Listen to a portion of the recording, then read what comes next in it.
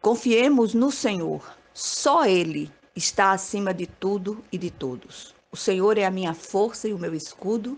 Nele o meu coração confia, nele fui socorrido.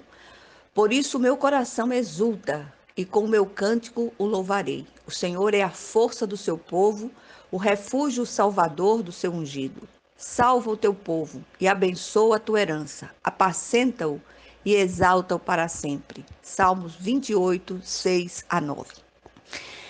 Despertemos como povo de Deus a confiar e nos fortalecer no Senhor, independente das circunstâncias.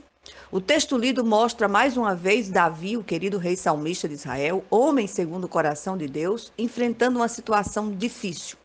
Não se conhece detalhadamente o contexto histórico que motivou este salmo. No entanto, podemos perceber pelas palavras do salmista tratar-se de uma situação que envolve os que praticam a iniquidade, bem como pessoas dissimuladas que fingem ser amigas dele, mas querem arruiná-lo.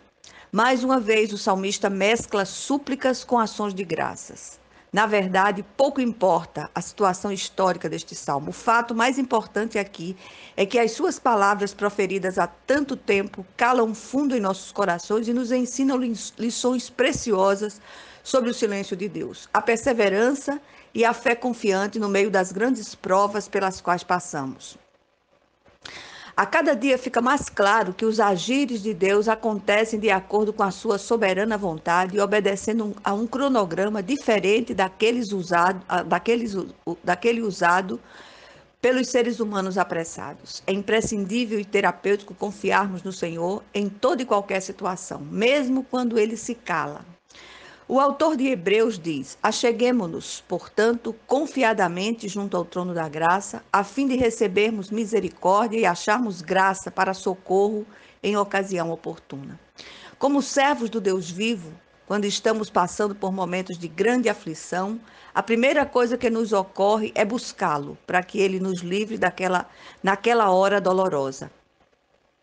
Mas o que fazer quando ele simplesmente se cala? A Bíblia nos mostra inúmeros servos do passado que experimentaram a dor de não se sentirem ouvidos por Deus. Assim, essa experiência não é algo que acontece apenas com você e comigo. Há propósito até para o silêncio de Deus. Em algumas ocasiões, o próprio silêncio faz parte da resposta. Veja o que dizem alguns servos do Senhor em momentos de aparente silêncio de Deus. Até quando, Senhor, esquecer-te-ás de mim para sempre? Até quando ocultarás de mim a tua face? Davi. Senhor, não te ausentes de mim. Davi outra vez. Ouve, Senhor, a minha oração, escuta-me. Quando grito por socorro, não te emudeças à vista das minhas lágrimas. Davi outra vez. Ó Deus, não te cales. Asaf. Esmorecem os meus olhos de tanto esperar por tua promessa, enquanto digo, quando me haverás de consolar? Autor desconhecido.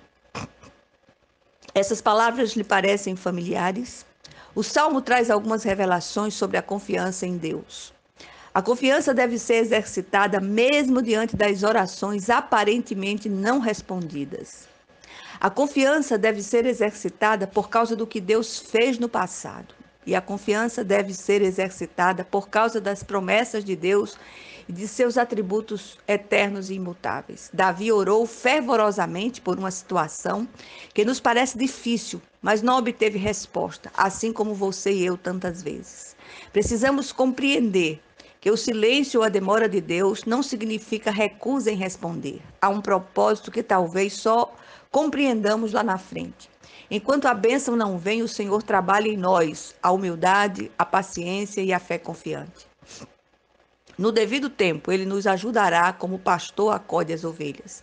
O grande mistério da fé não é mover Deus em nossa direção, mas nos mover na direção de Deus, sempre. Note que quando o salmista supera a aparente demora de Deus, através da perseverança e da fé confiante, a cena se transforma. Ele passa a cantar louvores ao invés de chorar e lamentar. O principal objetivo, o motivo para confiar no Senhor é aquilo que ele já fez no passado. O Senhor que nos socorreu no passado é o mesmo que pode nos socorrer agora.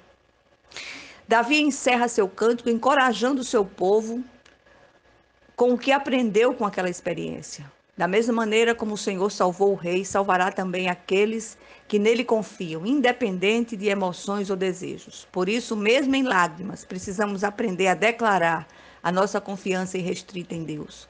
Os que confiam verdadeiramente em Deus não serão envergonhados.